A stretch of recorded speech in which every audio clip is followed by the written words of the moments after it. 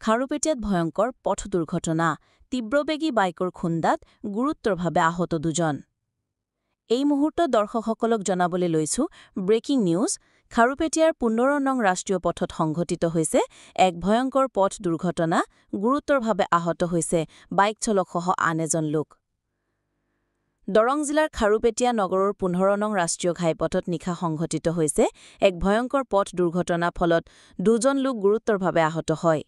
জানিব পৰা মতে AS13J6821 নম্বৰৰ তীব্ৰবেগী বাইকৰ খুন্দাত পথচাৰী নগৰখনৰ টিলাপট্টিৰ বীৰেন নাথ নামৰ লোকজন গুৰুতৰভাৱে আহত লগতে বাইক চালক শৰৎ ঘোষ আঘাতপ্ৰাপ্ত হয়